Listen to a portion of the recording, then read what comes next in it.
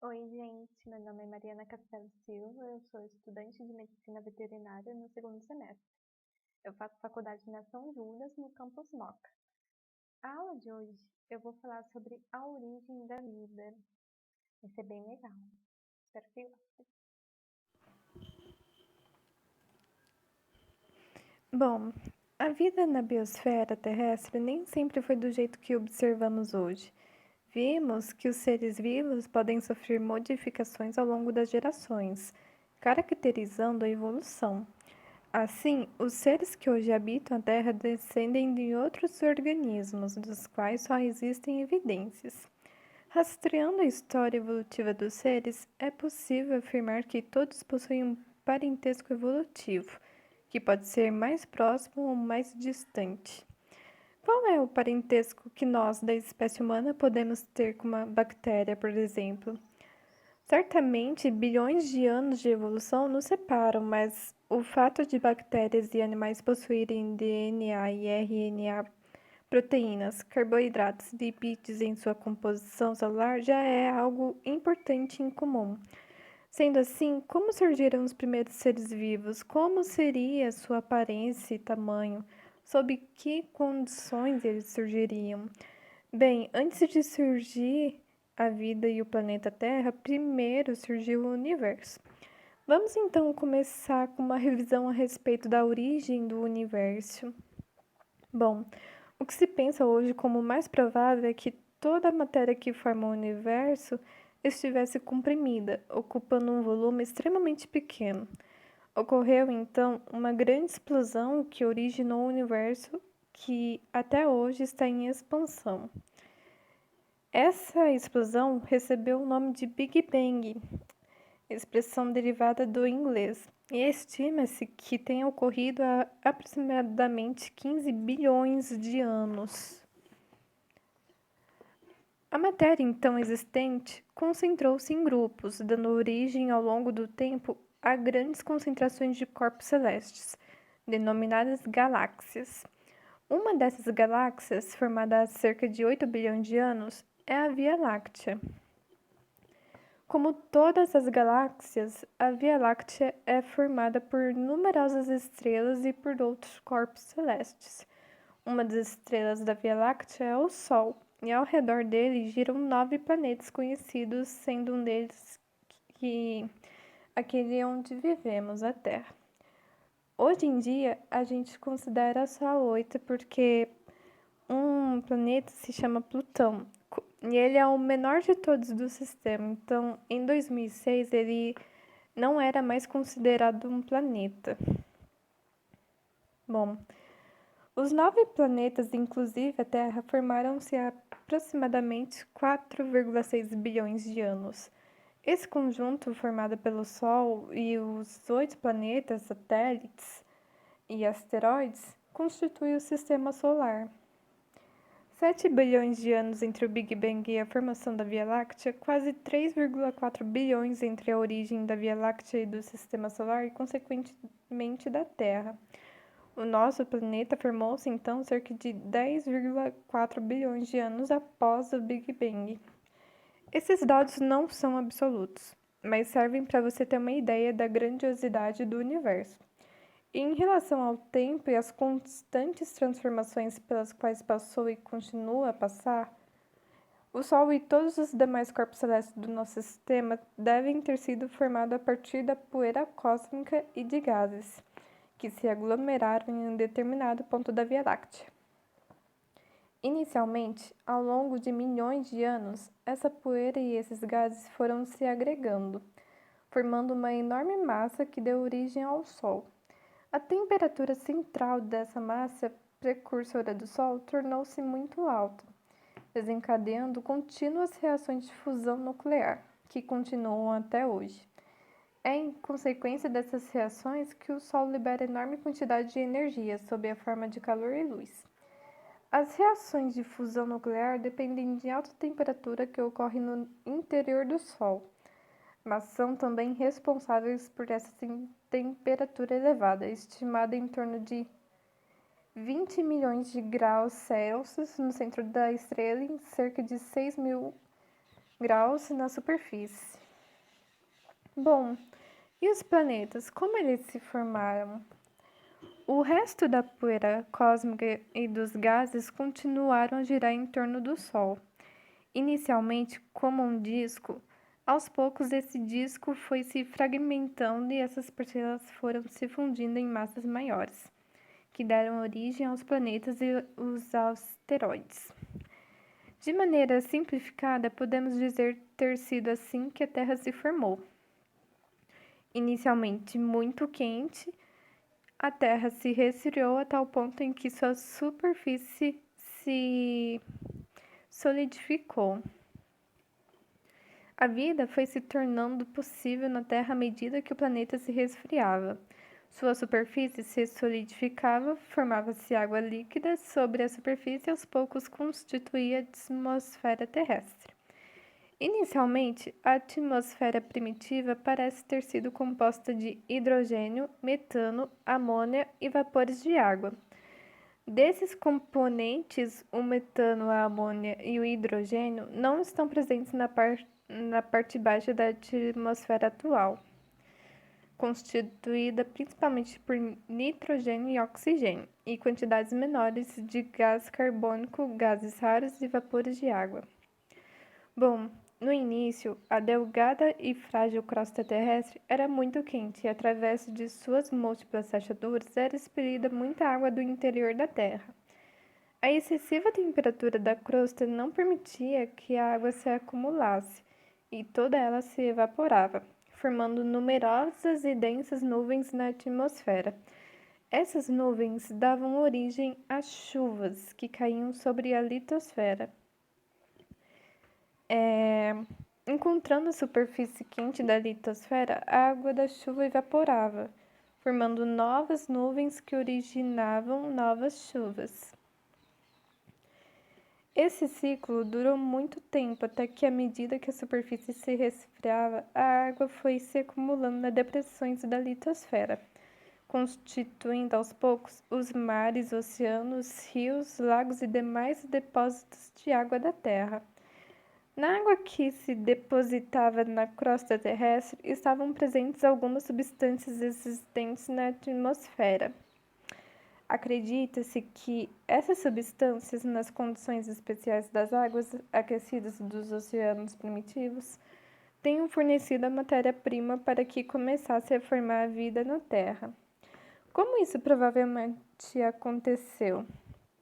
Bom, vamos vendo um pouquinho mais para frente, beleza? Bom, de acordo com a teoria da geração espontânea, também conhecida por abiogênese, os seres vivos se formariam de material orgânico em decomposição, do lodo ou de outros materiais não vivos. A vida brotava espontaneamente em determinadas condições. A observação desse fato levou estudiosos do passado a afirmarem que as moscas formavam-se como produto da decomposição da carne.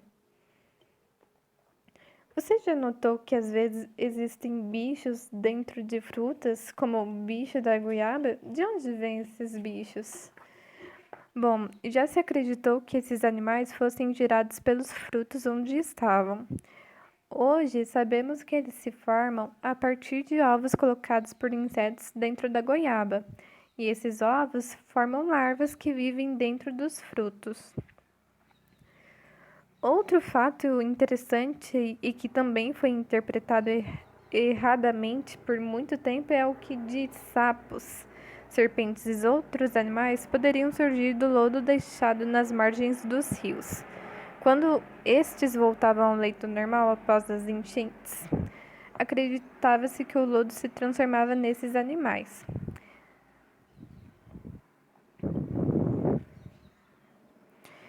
Bom, diversos cientistas demonstraram que a teoria da geração espontânea estava errada.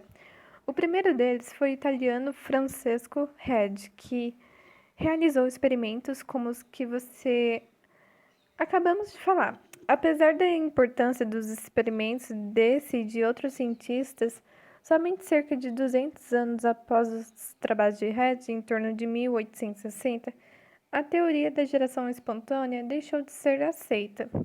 Isso aconteceu graças ao trabalho de um cientista francês, Louis Pasteur, que conseguiu negar a biogênese e provar a hipótese da biogênese.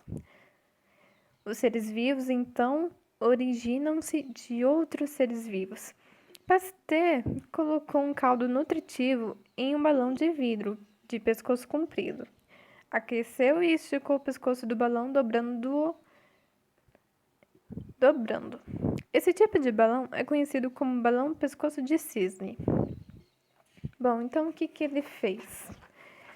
Ele ferveu o caldo existente no balão o suficiente para matar todos os possíveis micro-organismos que poderiam existir nele. Cessado o aquecimento, vapores da água provenientes do caldo condensaram-se no pescoço do balão e se depositaram, sob forma líquida, na sua curvatura inferior. O pescoço do balão permaneceu aberto, mas os micróbios existentes no ar não chegavam até o caldo que está no balão, pois a água presente na parte baixa do pescoço retém os micróbios que eventualmente existam no ar. Dessa forma, o líquido ali existente permaneceu estéril, sem ocorrência de nenhum ser vivo. No entanto, quando Pasteur quebrou o pescoço do balão, micro-organismos existentes no ar penetraram no frasco e contaminaram o caldo ali presente.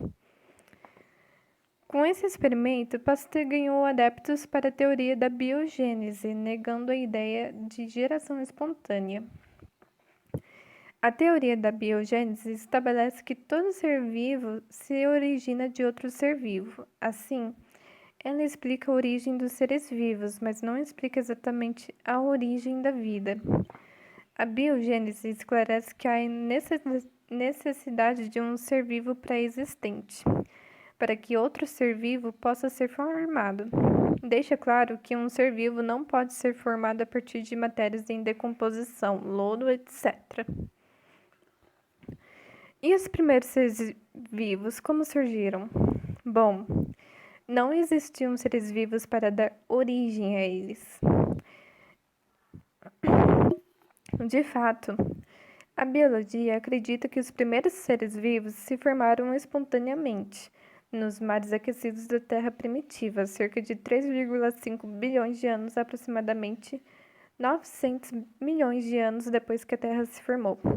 Os principais gases presentes na atmosfera primitiva, como vimos no começo, deviam ser hidrogênio, metano e amônia. Acredita-se que as primeiras moléculas orgânicas extremamente simples tenham se formado já na própria atmosfera, graças à ação das constantes descargas elétricas próprias das tempestades então frequentes, que desencadeariam as reações entre alguns dos componentes da atmosfera primitiva. Tudo leva a crer também que os oceanos primitivos, quentes e rasos, foram excelentes meios para a formação de matéria viva, a partir do mesmo componente da atmosfera trazido pelas chuvas. Inicialmente teriam se formado moléculas orgânicas simples e, em seguida, moléculas mais complexas. Diversos experimentos têm sido feitos imitando as condições que se acredita terem existido na atmosfera e nos oceanos da Terra primitiva. Por meio desses experimentos, diversos compostos orgânicos foram produzidos, o que é compatível com a teoria em estudo. Essa ideia foi desenvolvida em torno de 1930 pelo russo Alexander Ivanovich e pelo inglês John Haldane. Ficou conhecida como hipótese da evolução gradual dos sistemas químicos. De acordo com essa hipótese, com o aumento da quantidade de moléculas orgânicas, formou-se nos mares primitivos uma verdadeira sopa nutritiva, rica principalmente em aminoácidos e proteínas. Pensemos um pouco. Algumas substâncias sólidas, como o açúcar e o sal, dissolvem-se em líquidos, como a água, distribuindo-se igualmente por todo o líquido. Dizemos que formam uma solução. O mesmo não acontece quando colocamos moléculas de proteína na água. As moléculas de proteína são envolvidas por moléculas de água. Então, formações como essas são conhecidas por coloides ou sistemas coloidais. Bom, nos mares primitivos devem ter se desenvolvido sistemas coloidais que passaram por um processo muito comum nos coloides. Em determinadas condições, as moléculas de proteína que estão envoltas por moléculas de água aproximam-se uma das outras, formando numerosos aglomerados envoltos por moléculas de água. Esses aglomerados ficaram conhecidos por coacervatos, nome que se deve ao oparim. As moléculas de água que envolviam os coacervatos separavam um aglomerado proteico que já adquiria aspecto que lembraria o de uma célula. No interior dos coacervatos, de acordo com essa hipótese, deveriam ocorrer reações químicas e eles trocavam substâncias como o ambiente externo. Coacervatos não são células nem precursoras delas. Simplesmente indicam que havia uma possibilidade de formação nas condições da Terra primitiva, de sistemas separados do meio, mas que, com ele, trocavam substâncias. Como a primeira célula surgiu ainda é um assunto polêmico. Elas deveriam ser estruturas muito simples, formadas por membrana delimitando o citoplasma onde estariam os ácidos nucleicos. A presença de ácidos nucleicos possibilitou o comando de funções da célula e de sua divisão. Com isso, elas passaram a aumentar em número e, ao longo do tempo, evoluir.